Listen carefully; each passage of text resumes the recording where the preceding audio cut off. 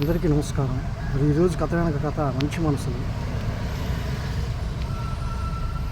ఇది డిసెంబర్ 2019 యథార్థమైన మాసపత్రికలో ప్రచురితమైంది. ఈ కథ పూర్తిగా మీరు చూడాలనుకుంటే యూట్యూబ్లో ఆల్రెడీ అప్లోడ్ చేశాను.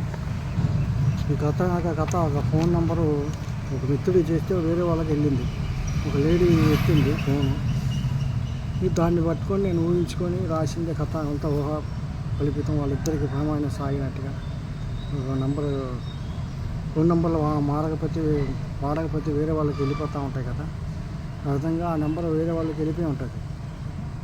దాన్ని నేను ఆ చిన్న ఇన్సిడెంట్ని పట్టుకొని ఊహించుకొని అది కథగా రాశాను. ఇది మంచి మనసు. ఇంత వాస్తవం కొంత ఊహ కూడా ఉంది.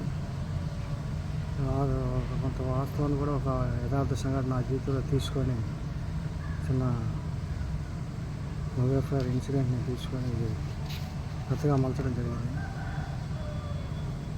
2 పేజీల కథ.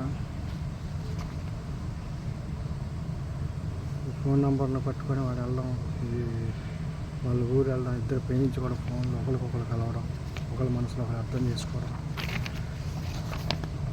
ఇక ఈయన అతను ఆట పట్టించడానికి మరి అలా బ్లాక్గా కనబడటం, మచ్చి పూసుకొని ఇదంతా కొద్దిగా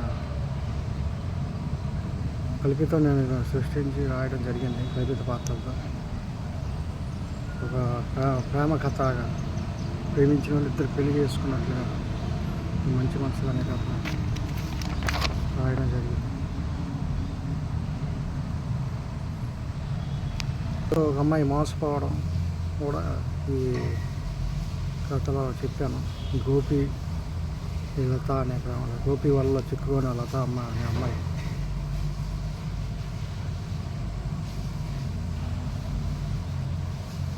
కొన్నాళ్ళ పాటు ఆఫీస్కి చల్లబెట్టి ఇంట్లో బాగా ఆలోచన చివరికి తల్లిదండ్రులకి కుదిరించిన సంబంధాన్ని ఖాయం చేసుకోవాలనుకుంటుంది. ఆ ప్రేమించిన వ్యక్తులు ప్రేమించిన కుర్రోని నో చెప్తుంది ఫస్ట్. ఈ అమ్మాయి ఎవరన్నా ప్రేమిస్తుంది, ఆ ప్రేమ పేరుతో ఈ మోసపోయిద్ది. ఈయన ప్రేమించిన కుర్రోడు ఆల్రెడీ పెళ్ళయి ఈమెని ప్రేమలో ముంచుతాడు.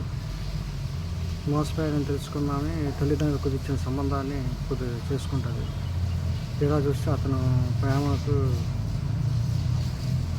ప్రేమించిన ప్రియుడే అతన్ని అతని ప్రేమకు నో అని చెప్పిన అతనే ఆ పెళ్లి సంబంధానికి తారసపడతాడు.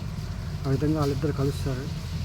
దీన్ని మంచి మనసులుగా నేను కొంత కథ, కొంత ఊహ, కొంత వాస్తవం జోడించి ఈ కథను రాయడం జరిగింది.